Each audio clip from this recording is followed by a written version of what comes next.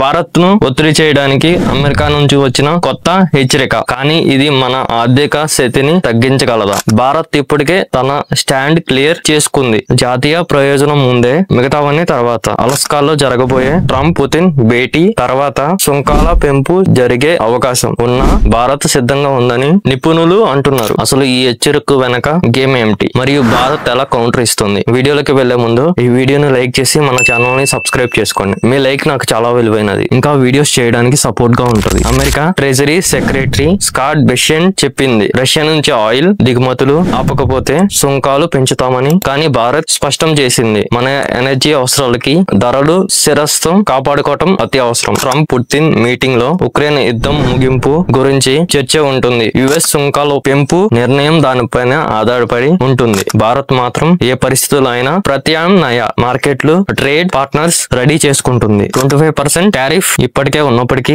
భారత్ అభివృద్ధి రేట్లను నిలబెట్టుకుంది. IT, pharma తయారీ రంగాలు యుఎస్ మార్కెట్ మాత్రమే కాకుండా ఇతర దేశాల్లో కూడా డిమాండ్ పెంచుకుంటున్నాయి. అమెరికా కూడా భారత్ మార్కెట్ పై ఆధారపడుతుంది. Tech services, pharma, rare earth materials వీటిని ప్రత్యామ్నాయం లేనట్టే. ఇలాంటి హెచ్చరికలు తాత్కాలికం. భారత్ గ్లోబల్ ఆర్థిక వ్యవస్థలో ఒక ప్రధాన పాత్రధారి. మన నిర్ణయాలు మన ప్రయోజనాలకే. యుఎస్ హెచ్చరిక, రష్యా ఆయిల్ దిగుమతులపై సుంకాల పెంపు చూసిన భారత స్టాండ్. జాతీయ ప్రయోజనం ముందే ఒత్తిడికి లోబడకపోవడం. ప్రత్యామ్నాయాలు రెడీ. కొత్త మార్కెట్లు, కొత్త ట్రేడ్ అలయన్స్, ఆర్థిక సత్తా, ఐటీ, ఫార్మా, మ్యానుఫ్యాక్చరింగ్ లో గ్లోబల్ డిమాండ్. యుఎస్ కూడా భారత్ పై ట్రేడ్ కోసం ఆధారపడుతుంది. ప్రపంచం మారుతుంది, కానీ భారత్ స్థానం మాత్రం స్ట్రాంగ్ అవుతుంది. యుఎస్ టారిఫ్ పెంచిన మన ఆర్థిక స్థితి, ప్రజల విశ్వాసం, కొత్త ట్రేడ్ మార్గాలు ఇవి మనల్ని ముందుకు నడిపిస్తాయి. ఒక విషయం స్పష్టంగా ఉంది, భారత్ తన నిర్ణయాలు తన ప్రయోజనాలకే తీసుకుంటుంది. ఎవరు దాన్ని ఆపలేదు. ఈ వీడియో మీకు నచ్చినట్టయితే మన ఛానల్ ని సబ్స్క్రైబ్ చేసుకోండి.